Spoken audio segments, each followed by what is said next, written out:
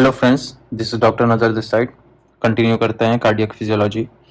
तो अब हम देखते हैं, एक टॉपिक है कार्डियक आउटपुट। तो बेसिकली इस टॉपिक में बहुत सारे ऐसे टर्म्स हैं जिससे हमें फेमिलियराइज होना है। ठीक है, तो कार्डियक आउटपुट किसको कहते हैं पहले ये देख लेते हैं, फिर उसके बाद अलग अलग टर्म्स हैं उनको ध्यान से पढ़ेंगे और उनको समझेंगे कि वो रिप्रेजेंट क्या करते हैं। तो कार्डियक आउटपुट की फॉर्मूला बेसिकली होती है आपका heart rate times stroke volume. ठीक है, तो cardiac output is given by the expression heart rate times stroke volume. ठीक है, तो ऑन एन एवरेज हमें मालूम है कि ऑन एन एवरेज 72 बीट्स होती हैं। 60 टू 100 नॉर्मल हार्ट रेट होता है, तो ऑन एन एवरेज हम लोग 70 बीट्स पर मिनट ले लेते हैं। ठीक, times the stroke volume. Stroke volume normal healthy heart जो होता है उसकी मीन वैल्यू होती है अराउंड 70 ml। ठीक, तो ये निकल के आपका आएगा अराउंड 4900। ठीक है, तो 4900 निकल के आएगा 70 ml पर बीट। ठीक है, तो 4900 ml पर मिनट। ठीक, तो इसको हम लोग राउंड ऑफ कर लेते हैं 5 लीटर्स पर मिनट। ठीक है, तो कार्डियक आउटपुट आउटपुट का जो एक्सप्रेशन है वो तो ये है, और हम लोग यही चीज़ पढ़ते हैं। ठीक है, इससे पहले हमें कुछ टर्म्स देखने होंगे कि हम पहले हार्ट रेट डिस्कस करेंगे क्या होता है, कौन से फैक्टर्स हार्ट रेट को अफेक्ट करते हैं, कौन से factors positive effect heart rate पे लाते हैं और कौन से फैक्टर्स नेगेटिव इफेक्ट लाते हैं। फिर हम लोग स्ट्रोक वॉल्यूम का देखेंगे कि स्ट्रोक वॉल्यूम के पीछे कौन से फैक्टर्स छिपे हुए हैं। ठीक है, तो अब हम डिस्कस करते हैं हार्ट रेट के बारे में। हार्ट रेट एज यूजुअल हमें मालूम है ऐसे नोट क्रिएट करता है, इम्पल्स वहीं से क्रिएट होके आते हैं, और नॉर्मल रेंज हम लोग 60 टू 100 ऑन एन एवरेज मानते हैं, लेकिन एक मीन वैल्यू मतलब अगर देखा जाए तो हेल्दियर साइड पे तो 60 टू 80 होना चाहिए बीट्स पर मिनट। ठीक, और अगर हार्ट रेट का जो इम्पल्स क्रिएट हो रहा है वो ऐसे नोड से ओरिजिनेट कर रहा है और नॉर्मल कंडक्शन पाथवे से होता हुआ आ रहा है, तो मैं उसको साइनस रिदम बोलूँगा। तो अब मैं कुछ फैक्टर्स देखता हूँ जो हार्ट रेट को इन्फ्लुएंस कर सकते हैं। तो हमें मालूम है कि हम ऑटोनॉमिक नर्वस सिस्टम में पढ़ते हैं, sympathetic system and parasympathetic system. तो सिंपैथेटिक सिस्टम हमें मालूम है कि फाइट एंड फ्लाइट की सिचुएशन होती है। ठीक, तो अगर सिंपैथेटिक नर्वस सिस्टम की बात करें तो उसका एक पॉजिटिव इफेक्ट होता है ऐसे नोट पर, मतलब हार्ट रेट बढ़ा सकता है। तो कुछ फैक्टर्स हैं उनको देख लेते हैं। तो सिंपैथेटिक नर्वस सिस्टम के जो न्यूरोट्रांसमीटर्स होते हैं हमें मालूम है नॉर एपिनेफ्रिन, एपिनेफ्रिन। ठीक, तो ये direct giving a positive effect on heart rate, increasing the heart rate. ठीक, फिर उसके बाद हम कुछ हार्मोन्स देख लेते हैं, जैसे T3 T4 हो गए, थायराइड हार्मोन्स। ठीक है, तो ये भी पॉजिटिव इफेक्ट दे सकते हैं। ठीक है, ये डायरेक्ट इफेक्ट देते हैं ऐसे नोट को, हार्ट रेट बढ़ा देते हैं ये लोग ऐसे नोट के थ्रू।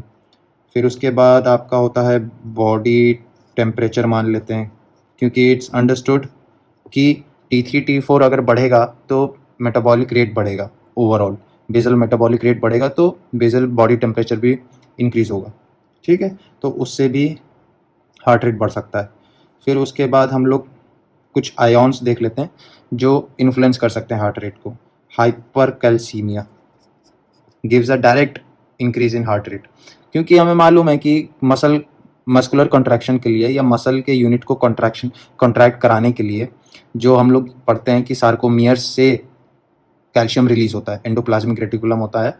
तो सार्कोप्लाज्मिक रेटिकुलम जो होता है उसमें से कैल्शियम स्टोर रहता है सेल के अंदर, वो रिलीज होता है तो muscle undergoes contraction, there is a cross bridging formations. ठीक, तो अब मान लो कि इंटरस्टिशियल फ्लूइड में और ब्लड वेसल में ही कैल्शियम ज़्यादा है, तो there is readily available, already available रहेगा कैल्शियम ऑल द टाइम, तो उस वजह से मस्कुलर कॉन्ट्रैक्शन जल्दी जल्दी होगा। ठीक, तो समझने वाली बात यह है कि हाइपोकैलिमिया कैसे हार्ट रेट को बढ़ाता है, क्योंकि हमें ये समझ में आ गया कि हाइपर कैल्सीमिया की वजह से वेंट्रिकुलर कॉन्ट्रैक्शन या मस्कुलर कॉन्ट्रैक्शन बोलो ज़्यादा इफेक्टिव होगा, ठीक, और जल्दी हो जाएगा, क्योंकि कैल्शियम रेडिली अवेलेबल है, क्रॉस ब्रिजेस में काम आता है कैल्शियम, तो जल्दी जल्दी क्रॉस ब्रिजेस बनेंगे। हाइपोकैलिमिया कैसे हार्ट रेट बढ़ाता है, ये देखो, अगर मैं यहाँ पे एक कार्डियोसाइट मायोकार्डियोसाइट बनाऊँ, तो हमें मालूम है कि रीपोलर सेल के पास एक नेगेटिव पोटेंशियल ऑलरेडी प्रेजेंट होगा, जिसको रेस्टिंग मेम्ब्रेन पोटेंशियल बोलते हैं, ठीक।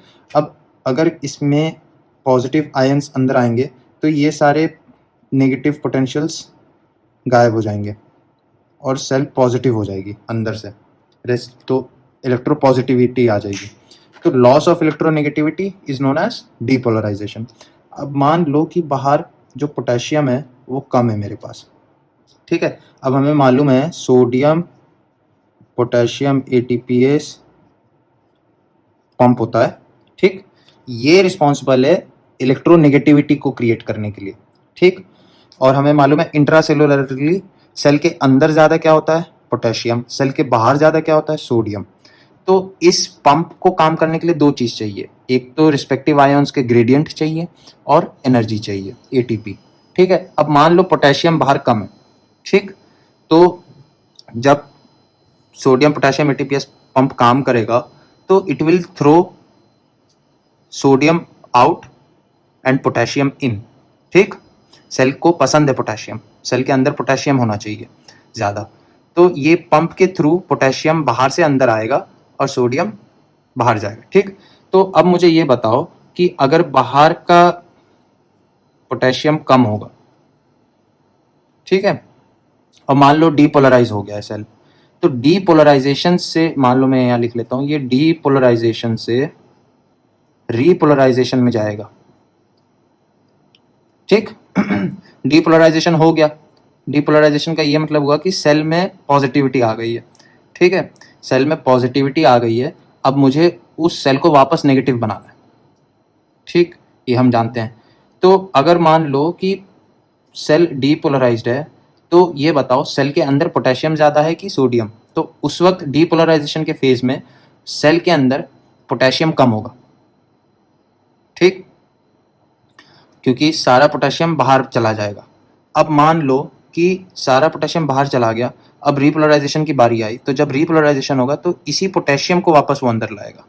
सिंस बाहर पोटेशियम ऑलरेडी कम है, तो जितना सेल के अंदर था वो वापस अंदर आएगा, ठीक। There is no change in the potassium levels as such, मतलब अगर 100 मॉलिक्यूल पोटेशियम के बाहर गए तो वही 100 वापस आ जाएंगे, ठीक है, तो उसी स्पीड से काम करेंगे वो, ठीक है। तो ग्रेडियंट हमेशा डिफरेंस पे काम करता है, अगर डिफरेंस ज़्यादा होगा तो ज़्यादा फास्ट काम करेगा। मान लो अगर 0 to 100 जाना है तो ये सिस्टम ज़्यादा तेज़ ट्रैवल करेगा, क्योंकि डिफरेंस प्रेशर ग्रेडियंट ज़्यादा होगा, और अगर 50 to 100 का डिफरेंस रहेगा तो इसके बीच में डिफरेंस 50 आ रहा है, तो इनका प्रेशर ग्रेडियंट कम रहेगा, तो इस वजह से हाइपोकैलिमिया में हार्ट रेट इंक्रीज होता है। अब और देख लेते हैं फैक्टर्स।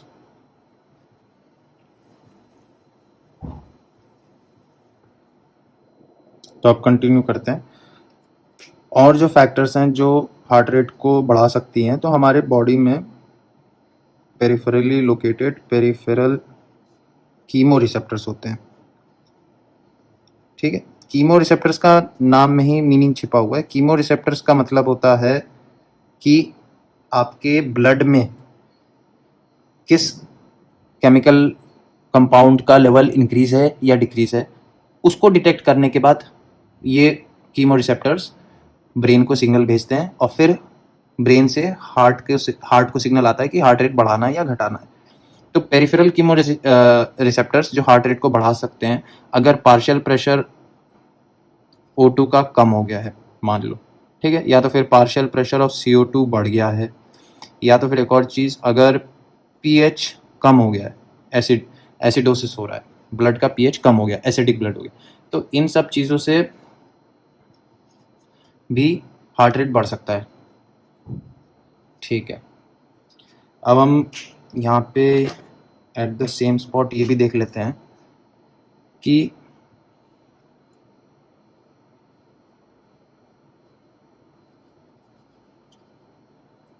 पैरासिम्पथेटिक नर्वस सिस्टम जो होता है वो ऐसे नोट पे इनहिबिटरी एक्शन दिखाता है, ठीक है। तो यहाँ पे लिख लेते हैं पैरासिम्पथेटिक नर्वस सिस्टम, ठीक है। तो उसमें जो न्यूरोट्रांसमीटर होता है वो एसिटाइल कोलिन होता है। तो acetyl choline gives a negative effect on heart rate को कम कर देता है। और जस्ट इसका ऑपोजिट, अगर T3 T4 लेवल्स कम है, हाइपोथायरॉयडिज्म है, तो हार्ट रेट लो हो सकता है अगेन। अब ये कम है तो जाहिर बात है बॉडी टेम्परेचर भी कम अगर हुआ, जिसको हम लोग हाइपोथर्मिया बोलते हैं, ठीक। And just opposite to this, hypocalcemia leads to decrease in heart rate as well as hyperkalemia।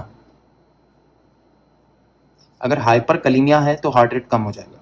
तो उसका सेम एक्सप्लेनेशन है, अगर एक्स्ट्रा सेलुलर फ्लूइड में पोटेशियम बढ़ जाएगा तो जो पोटेशियम सेल के अंदर से बाहर जाना होगा डिपोलराइजेशन के वक्त, वो ग्रेडियंट गिर जाएगा, कंसंट्रेशन ग्रेडियंट कम हो जाएगा, तो जल्दी होगा नहीं डिपोलराइजेशन, तो हार्ट रेट कम हो जाएगा। तो ये रेड में जो मैंने लिखी हैं ये कंडीशंस क्या कर रही हैं, हार्ट रेट को कम कर रही हैं, ठीक है। और बाकी जो मैंने ब्लू में लिखे हैं वो हार्ट रेट को बढ़ा रही हैं, ठीक है। तो अभी हम और आगे देखते हैं।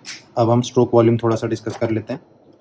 अब स्ट्रोक वॉल्यूम की बारी आती है। तो stroke volume basically, stroke volume के पीछे जो फैक्टर्स होते हैं जो रिस्पॉन्सिबल होते हैं स्ट्रोक वॉल्यूम को क्रिएट करने के लिए, तो उनके बारे में हम पढ़ना है। प्रीलोड होता है एक फैक्टर, कॉन्ट्रैक्टिलिटी होता है, वेंट्रिकुलर कॉन्ट्रैक्टिलिटी, और आफ्टर लोड।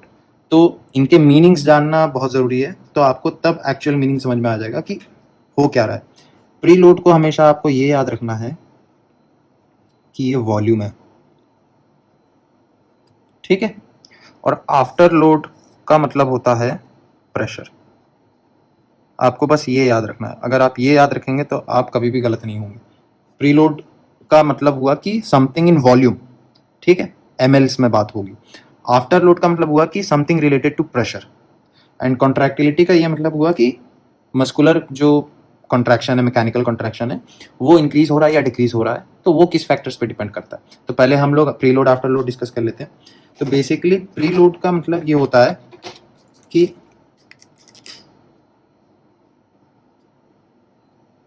अगर हार्ट में जो ब्लड आ रहा है,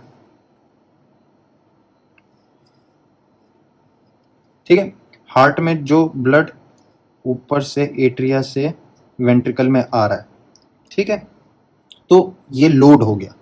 जैसे कि किसी कार्ट में आप सामान रखते हो तो वो लोड होता है, ठीक। उसी तरह से हार्ट में आप ब्लड फिल कर रहे हो तो उसको लोड बोलेंगे, ठीक। पंप करने से पहले वॉल्यूम क्या होगा, ठीक, उसको प्रीलोड बोलते हैं। इसका ये मतलब हुआ कि पंप करने से पहले net amount of blood filled inside the ventricle is known as preload. अगर ब्लड ज़्यादा इकट्ठा होगा वेंट्रिकल में पंप करने से पहले, तो उसको, उसका ये मतलब हुआ कि प्रीलोड ज़्यादा है। अगर कम ब्लड फिल हुआ है तो प्रीलोड कम है, ठीक। तो ये वाला फेज फिलिंग फेज बता रहा है। तो फिलिंग फेज होता ही कब है, ये होता है आपका डायस्टोल में, ठीक। तो maximum amount of blood filled in the ventricle कब मेजर करूंगा मैं, at the end of diastole. तो एंड डायस्टोलिक वॉल्यूम, ठीक है। तो इसी से इसका कॉन्सेप्ट निकल के आया है, एंड डायस्टोलिक वॉल्यूम हम इसको बोलते हैं। कि जब हार्ट मैक्सिमम कंप्लीट रिलैक्सेशन में है और maximum amount of blood filled in the ventricle कितना है, तो उसको हम लोग बोलते हैं and diastolic volume. At the end of diastolic कितना अमाउंट ऑफ ब्लड फिल हो चुका है, ठीक है। तो ये प्री लोड को बताता है, ठीक है। उसी तरह से अगर मैं आफ्टर लोड की बात करूं तो आफ्टर लोड का कॉन्सेप्ट क्या होता है। आफ्टर लोड का कॉन्सेप्ट ये होता है कि मान लो ये आपका हार्ट है, ठीक, एओर्टा है, और मान लो आगे जाके ये आर्टीरियल ट्री में,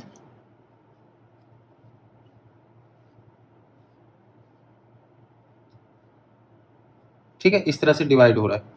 तो क्या होता है कि जो कैपिलरीज होती हैं, आर्टीरियोल्स होते हैं, उनके पास स्मूथ मसल्स होती हैं,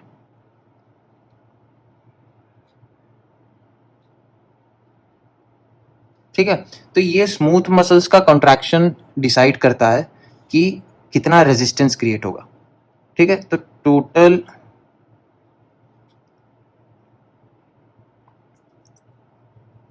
पेरिफेरल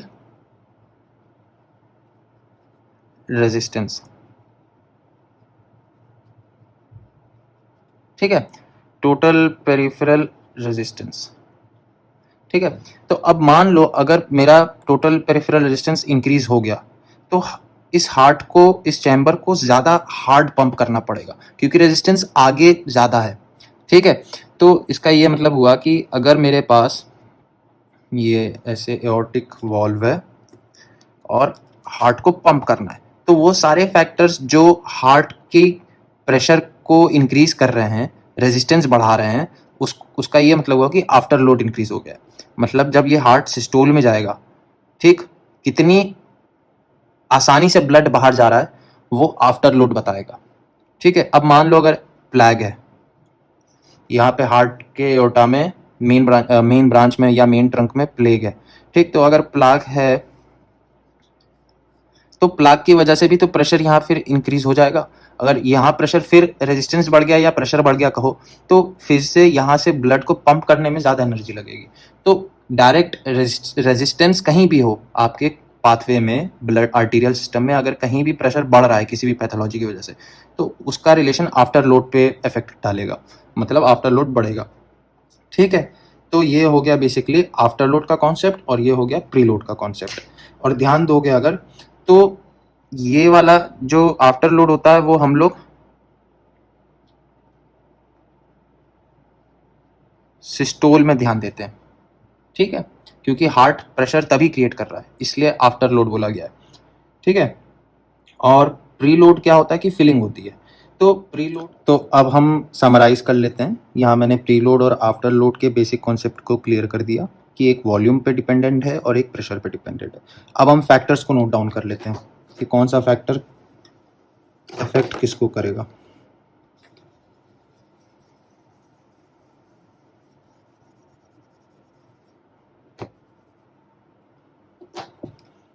प्रीलोड का मैंने बताया कि all the blood which is filling the ventricles, तो वो अगर थोड़ा सा लॉजिक लगाएंगे तो हमें ये पता है कि blood is coming from the atria to the ventricles, तभी तो फिलिंग हो रही है वेंट्रिकल्स की। कितना ब्लड एट्रिया में आया वो कैसे डिसाइड होता है? वो डिसाइड होता है वीनस रिटर्न से। तो हमें ये देखना पड़ेगा वीनस रिटर्न किस पे काम करता है। तो वीनो कंस्ट्रिक्शन, ठीक, या वेजो मोटर कंस्ट्रिक्शन बोलो। ठीक, जितना भी वेन्स का सिस्टम होगा वो अगर कॉन्ट्रैक्शन अच्छे से करेगा तो वीनस रिटर्न भी ज़्यादा होगा।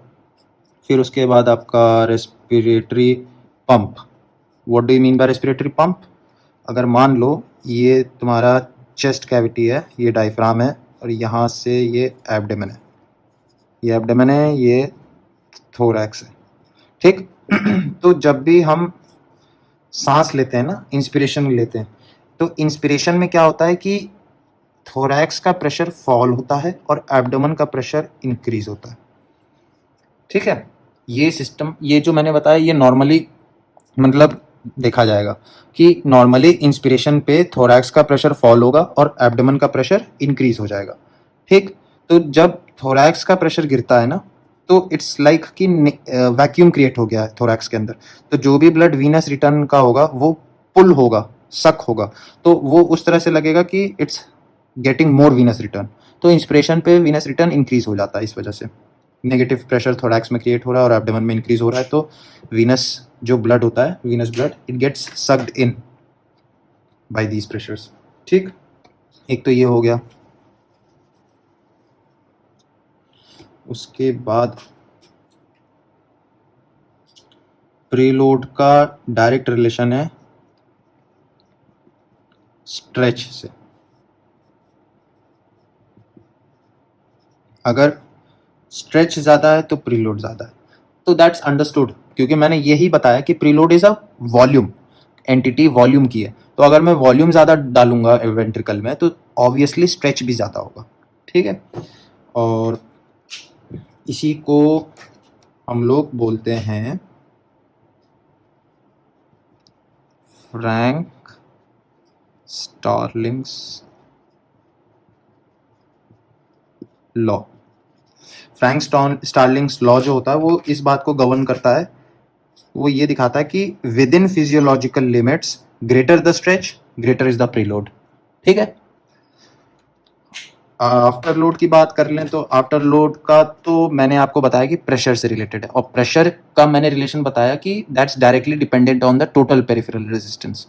तो मैं यहाँ पे लिख सकता हूँ all those obstructions created in the pathway, ठीक, तो वो सारे आफ्टर लोड पे इफेक्ट डालेंगे, जैसे एओर्टिक डिसफंक्शन,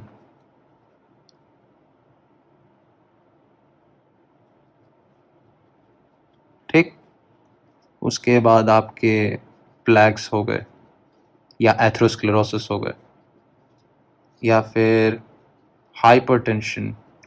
ठीक है, तो इससे डायरेक्ट आफ्टर लोड पे इफेक्ट आता है। ओके, अब हम एक लास्ट चीज़ है कॉन्ट्रैक्टिलिटी देख लेते हैं कि कॉन्ट्रैक्टिलिटी क्या है।